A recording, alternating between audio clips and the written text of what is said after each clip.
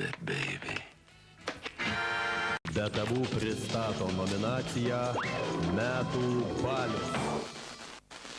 Kurią šventę mėgsti labiausiai?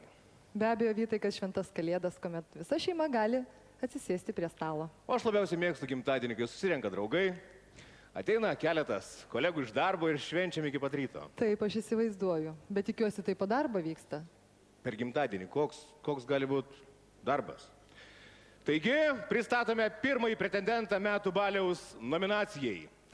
Tai Žiegždrių psichiatrinės ligoninės valdovė, atsiprašau, ir vėl kažkas blogai, vadovė, vardu valdovė. Taip? Valdonė. Valdonė, Ramunė. Iš tiesų, supratau. Kaip mums jubiliatė rasti, ponė Matonienė? Tas suskrybėlė žydra? Taip. Taip, ar ne? Bet ar jūs čia galite? Mes galim, tai yra miškas. Mes susigeldom ponios Matonienės darbe. Paprasčiausias dalykas. Miškas visų. Vasaros polidėtuvės, čia yra šventė ir darbo valandomis, ponas. Ponė Matonienė, sakyt, ką jūs švenčiat? Vasaros palydas, bet aš nekalbėjau. Kodėl jūs nekalbėsit? Jūs darbo valandomis nuo 12 valandos švenčiat savo gimtadienį, mes tai žinom.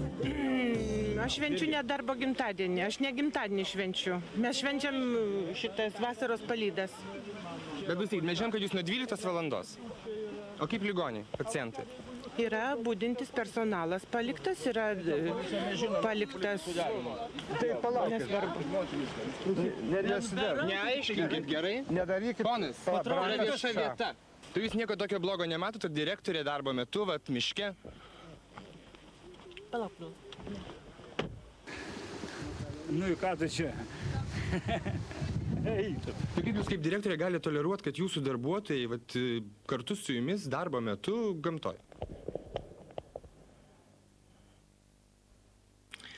Nu, aš tik ką grįžau iš Švedijos ir norėjau pasidalinti savo įspūdžiais paprasčiausiai. Ten buvo gurkšnojamas alkoholis. Nejaugi dabar sakysite, nei taurelės vyno neišlenkėt? Ne, neišlenkiau.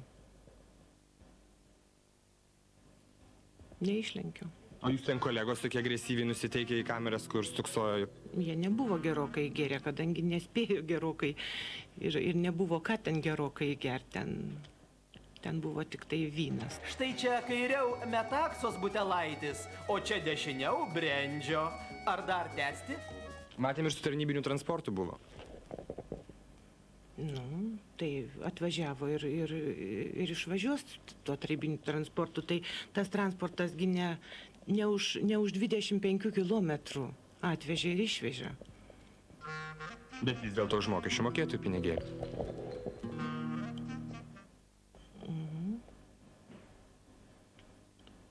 Nu, galima bus patvarkyti, kad jie, ir turbūt būtina bus patvarkyti, kad jie į kasą įneštų.